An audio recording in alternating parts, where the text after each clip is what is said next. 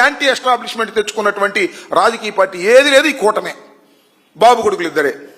దాని మీద మేము ఇవాళ నిరసన కార్యక్రమాలు చేస్తూ దాన్ని డైవర్ట్ చేసే కార్యక్రమాలు, ఎవరో ఒకరిని అరెస్ట్ చేయటం, లేదా ఎవరో ఒకరి మీద ఎంక్వైరీ వేయటం, ఎవరో ఒకరి మీద పిలిపించటం, ఒక సిట్ వేసి అది సిట్టు స్టాండ్గా పెట్టుకోవటం. ఇవాళ కె నాగేశ్వరరావు జగన్మోహన్ రెడ్డి గారి పొలిటికల్ అసిస్టెంట్, ఆయన నోటీస్ ఇచ్చారు. సిట్టు పిలిచారు. సిట్టు పిలవంగా లోపల వాళ్ళు కథ రాస్తారు, బయట మన ఆంధ్రజ్యోతి రాధాకృష్ణ, మన కిరణ్ వీళ్ళు ఒక చోరీలు రాస్తారు. ఫ్రంట్ పేజీలో డైవర్ట్ చేసేటువంటి కార్యక్రమం, భయపెట్టేటువంటి కార్యక్రమం.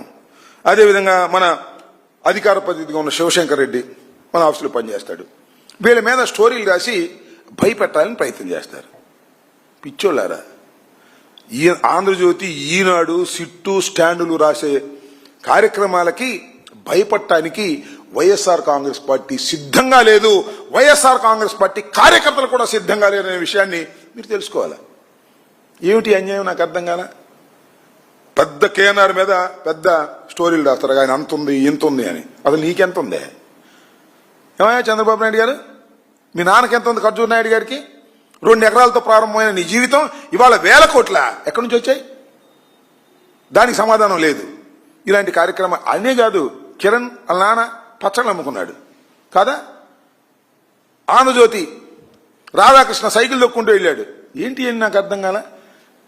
ఇలా మా మీద పడేటువంటి కార్యక్రమాలు మీరు చూస్తున్నారు. అంతేకాదు, అయ్యా నారా చంద్రబాబు నాయుడు గారు, మీకు ఒక పిఏ ఉండేవాడే శ్రీనివాస్, గుర్తుందా?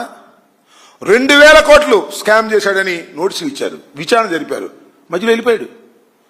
శుభ్రంగా 7 సముద్రాలు దాటించేశావు, దాటించేసి అమెరికాలో పెట్టావు. మళ్ళీ నీ ప్రభుత్వం వచ్చినా తీసుకొచ్చావు. ఏ అంత భయం? సిన్సియర్ అయితే అందువల్ల ఇవాళ కేఎన్ఆర్ని ఫిక్స్ చేయాలనుకుంటున్నావు నువ్వు? మేము భయపడతాం అనుకుంటున్నావా? మేము 7 సముద్రాలు దాటి పారిపోతాం అనుకుంటున్నావా? ఇక్కడే ఉంటాం, ఎదుర్కొంటాం, గుర్తుపెట్టుకోమని కూడా ఈ సందర్భంగా నేను మనవి చేస్తున్నా.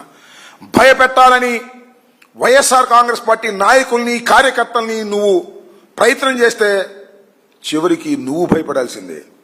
అయిపోయింది, 2 సంవత్సరాలు అయిపోయింది. రేపు 9వ తారీఖుతో ఇంకా 3 సంవత్సరాలు ఉంది. 2 సంవత్సరాలని టైము, 3వ సంవత్సరం యుద్ధానికి సిద్ధం.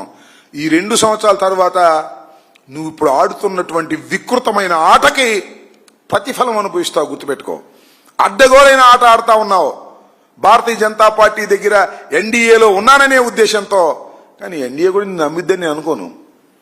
ఎందుకంటే పచ్చి మోసగాడివి. ఇప్పుడు ఎలా ఉంటావో తెలియవు. ఎవడికి రాజ్యసభ ఇస్తానంటావో, ఎవడికి ఇవ్వనంటావో తెలియదు. నీకు జుట్టు దొరికిందంటే కుమ్మి పారేస్తావు. ఈ విషయాలన్నీ కూడా వాళ్ళకు తెలుసనే విషయాన్ని కూడా నేను ఈ సందర్భంగా చెప్పదలుచుకున్నాను.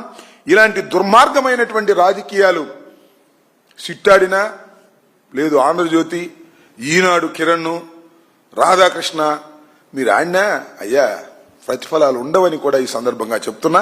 ఏదో కాస్త కష్టపడతాం, కాస్త ఇబ్బంది పడతాం మానసికంగా, అంతే తప్ప ధైర్యంగా ఎదుర్కొనే కార్యక్రమాలు తప్పనిసరిగా చేస్తామని ఈ సందర్భంగా చెబుతూ, మమ్మల్ని గొడ్డలి పార్టీ అనేటువంటి నారా చంద్రబాబు నాయుడు గారి జీవితం అంతా ఆయన ఎదుగుతూ వచ్చాడు. పాపం ఒక శాసనసభ్యుడు, మంత్రి కాంగ్రెస్ పార్టీలో, తర్వాత తెలుగుదేశంలో మంత్రి, తర్వాత ముఖ్యమంత్రి, చాలాసార్లు ముఖ్యమంత్రి.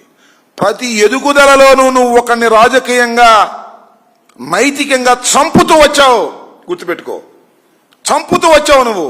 ఎన్టీ రామారావు గారిని వెన్నుపోటు పొడిచావు, నీ బామ్మర్దుని వెన్నుపోటు పొడిచావు, నీ బామ్మర్ది కొడుకుని వెన్నుపోటు పొడిచావు, నీ తోడలను వెన్నుపోటు పొడిచావు, నీ తమ్ముడిని వెన్నుపోటు పొడిచావు.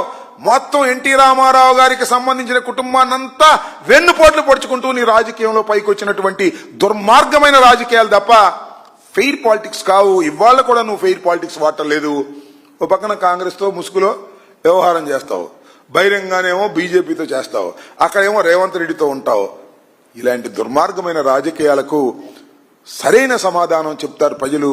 కాకపోతే 3 సంవత్సరాలు టైం ఉంది. ఏదో మన కూటమి వ్యవహారం, లేదా ఏదో పరకాల ప్రభాకర్ గారు చెప్పినట్టు మరి ఈ ఈవీఎం మిషన్లో ఏం జరిగిందో తెలియదు. కానీ ఏదో అధికారం వచ్చింది మీకు, శాశ్వతం కాదు ఇది.